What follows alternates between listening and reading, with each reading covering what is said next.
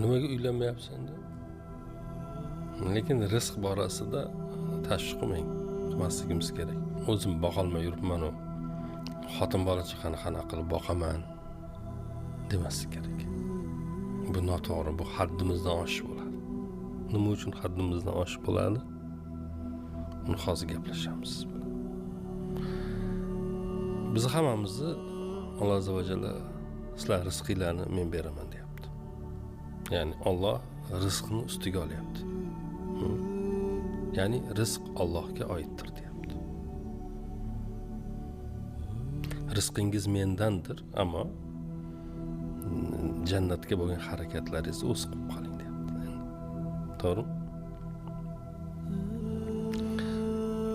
Bir odam aytgan ekanda, qaniydi degan, koshkiydi Alloh aytsaydi, jannat meni vazifam sizlarni jannatga kirgizish, lekin bu dunyodagi rizqni o'zinglar topinglar desaydi deganda odamlar nega unaqa deyapsiz deb so'raganda, o'ylab ko'rmaysizlarmi? Bu dunyoda rizqimizni qidirardik. Topsak topardik. Topmasak o'lardik. O'lsak jannatga tushardik. Ichidan orzu qilyapti. Qaniydi shuni, koshkiydi shunaqa bo'lganda edi, lekin unaqa emas. Bu dunyoda biz Alloh azza va jalla aytib, sizlar rizqinglarni o'lib qolmasliginglar meni zimmamda deyapti. Sizlarni men rizqlantiraman. Sizlar hech qachon tugamaydigan dunyoni g'amini qilinglar deyapti. Biz nima qilyapmiz? Tamoman teskarisini qilyapmiz.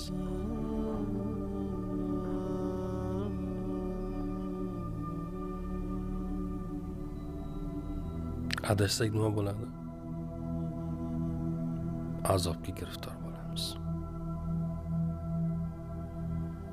O'shaning uchun aytyapti, koshkiydi deyapti, shuni teskarisi bo'lsa edi. Koshkiydi teskarisi bo'lsa edi deyapti, lekin unday emas. Mana biz ota-onalar aytadi, yemay, ichmay bola chaqamni yedirdim, kiymadim, kiydirdim, bo'lmagan gap.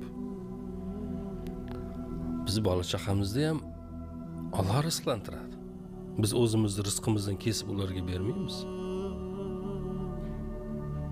Biz shunday deb o'ylaymiz. Agar sal o'zimizdan tepaga chiqib o'zimizni hayotimizga qarasak, bizni ham rizqimizni Alloh berayotganini ko'ramiz. O'zimiz topayotganimiz yo'q. Biz faqat harakatlarni qilyapmiz, sabablarini qilyapmiz. Alloh beryapti. Bizni ham rizqimizni, bolamizni rizq, har bir tirik jonda rizqini.